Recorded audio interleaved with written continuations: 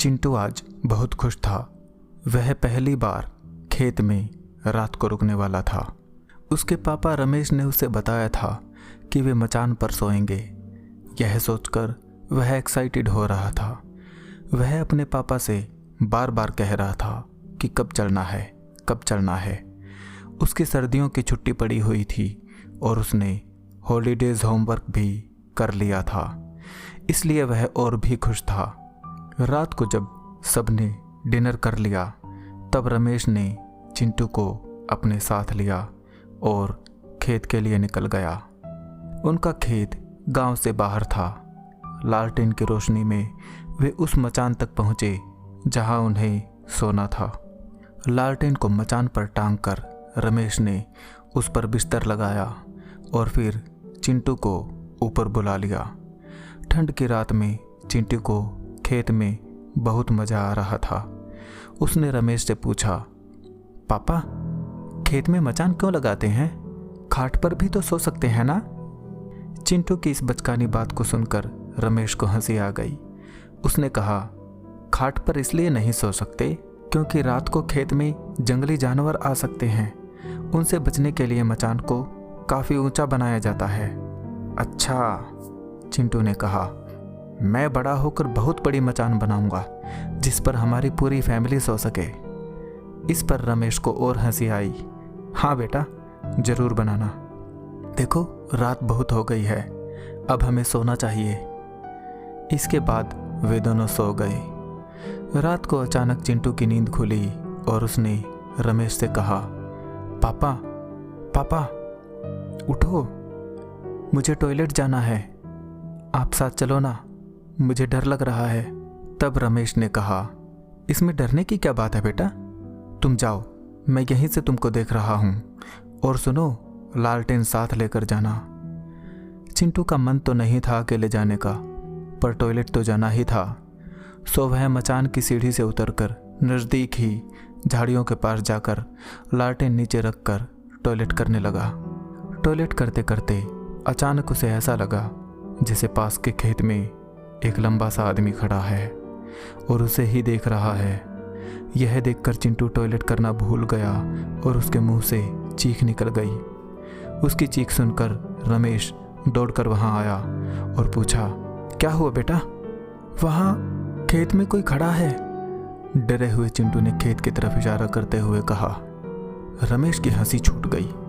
अरे, उसे देखकर तुम डर गए? चलो मैं दिखाता हूँ वह क्या है। यह कहकर रमेश ने लालटेन उठाई और चिंटू का हाथ पकड़कर उसे लेकर पास के खेत में पहुंच गया। वहां जाकर रमेश ने बताया, देखो यह एक पुतला है। इसे देखकर पशु पक्षी समझते हैं कि यहाँ पर कोई इंसान खड़ा है, इसलिए वह खेत में नहीं घुसते और फसल बर्बाद नहीं करते। यह सुनकर चिंटू की जान में जान आई। पर एक बात मुझे समझ नहीं आई, रमेश ने हैरानी से कहा, मैं जब कल आया था तो ये पुतला यहाँ नहीं था और इस खेत के मालिक सरजू से कल ही मेरी बात हुई थी। उसने कहा था उसे बुखार है इसलिए वह आज नहीं आएगा। फिर यह पुतला किसने यहाँ लगाया, यही मेरी समझ में नहीं आ रहा है। शायद उन्होंने किसी और को इसे यहाँ लगाने के लिए बोला होगा, चिंटू ने कहा। हो सकता है ऐसा ही हुआ हो। खैर चलो वापस चलकर सोते हैं, ठंड बहुत ज़्यादा है, रमेश ने कहा। इसके बाद दोनों वापस मचान की तरफ जाने लगे। जैसे ही वे मचान पर पहुँचे तो उन्हें एक बड़ा झटका लगा। मचान से उनका बिस्तर गायब था। यह देखकर रमेश चौकन्ना हो गया। कहीं कोई जानवर तो बिस्तर नहीं उठा ले गया? नहीं, ऐसा कैसे हो सकता है? कोई जानवर भला इतनी ऊंची मचान पर कैसे चढ़ सकता है? फिर कहीं कोई हाथी तो नहीं? नहीं, ये भी नहीं हो सकता। मैंने आज तक नहीं सुना कि इस इलाके में कोई हाथी आया हो और इतनी तेज हवा भी नहीं चल रही कि बिस्तर उड़ जाए। यह सब सोचते सोचते रमेश की नज़र ज़मीन पर पड़ी। लालटेन की रोशनी में उसने देखा कि वहाँ पर ताजे बने हुए पैरों के निशान थे, जिन्हें देखकर वह चौंक गया क्योंकि देखने में ये निशान घोड़े जैसे लग रहे थे, लेकिन आकार में उससे काफ़ी छोटे थे। पर इससे भी अजीब बात ये थी कि अगर ये घोड़े के पैरों के निशान थे तो 4 पैरों के निशान होने चाहिए थे, पर वहाँ सिर्फ 2 ही पैरों के निशान थे। एक घोड़ा जो 2 पैरों पर चलता है। इस दृश्य की कल्पना मात्र से ही रमेश अंदर तक हिल गया। उसने जल्दी से लालटेन उठाई और चिंटू से कहा, हमें अभी घर चलना होगा। चिंटू बिना कुछ कहे रमेश के पीछे पीछे चलने लगा। वह अभी कुछ ही मीटर चल पाए होंगे कि तभी झाड़ियों में से सरसराहट की आवाज़ आई, जैसे कोई झाड़ियों में चल रहा हो। यह देखकर रमेश ने लालटेन झाड़ियों की तरफ कर दी। आवाज़ आनी बंद हो गई। रमेश ने अपनी चलने की रफ्तार और तेज कर दी। झाड़ियों में से फिर से आवाज़ आने लगी और वह भी उनके साथ साथ उन्हीं की गति से चलने लगी। अब तक रमेश और चिंटू काफ़ी डर चुके थे। रमेश ने चिंटू का हाथ पकड़ा और खेत से बाहर की तरफ भागने लगा। कुछ ही देर में वे दोनों खेतों के बाहर सड़क पर पहुंच चुके थे। सड़क पर कोई लाइट नहीं थी और चारों तरफ घुप अंधेरा था।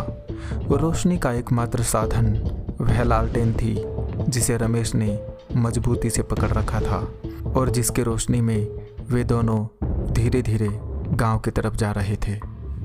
थोड़ी दूर चलने पर रमेश को ऐसा लगा जैसे कोई उनका पीछा कर रहा हो।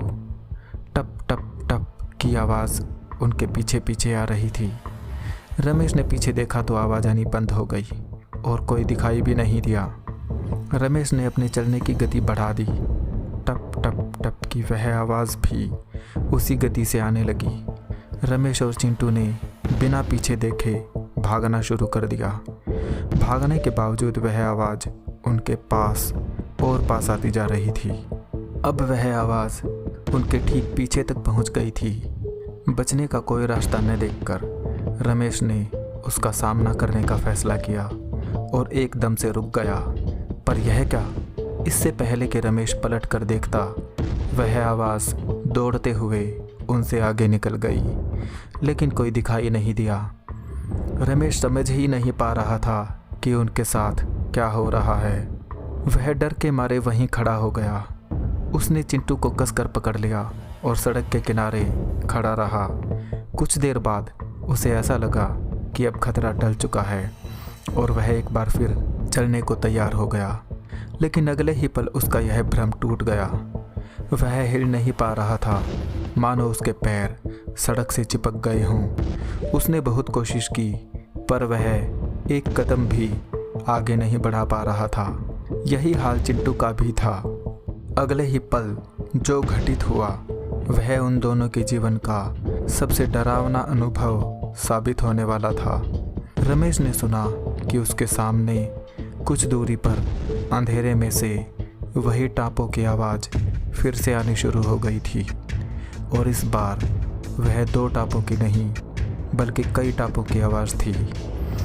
धीरे धीरे वह आवाज़ें उनके पास आने लगी और फिर रमेश ने जो देखा उसने उसके डर को 7वें आसमान पर पहुंचा दिया। उसका दिल इतनी ज़ोर से धड़कने लगा जैसे अभी फटकर बाहर आ जाएगा। दहशत की सीमा पर पहुंच चुके रमेश ने देखा कि अंधेरे से 3 आकृतियां उनकी तरफ चली आ रही थी। उनकी टांगें घोड़े जैसी थी और हाथ इंसानों जैसे थे। उनका चेहरा घोड़े और बकरी के मिले जुले रूप का था और उनके बड़े बड़े कान थे।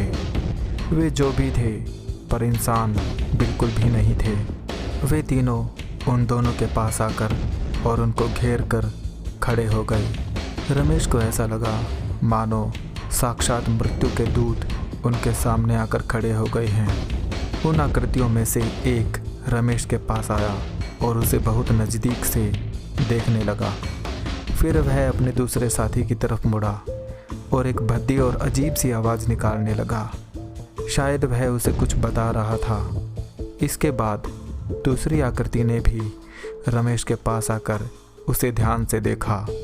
अपना अंतिम समय जानकर रमेश ने अपने बेटे का मुंह अपने अंदर छुपा लिया और खुद आंखें बंद कर ली और वहीं ज़मीन पर बैठकर अपनी मौत का इंतज़ार करने लगा। इस अवस्था में वह कितनी देर बैठा रहा उसे खुद पता नहीं चला और फिर एक आवाज़ के साथ उसकी आंख खुली। अरे भैया, सड़क के बीच में क्यों सो रहे हो? हटो यहाँ से, मुझे आगे जाना है। एक गाड़ी वाले की आवाज़ थी वो। सुबह हो गई थी। रमेश का बेटा चिंटू भी उसके पास ही सो रहा था। उसने अपने बेटे को उठाया और घर की तरफ चल पड़ा।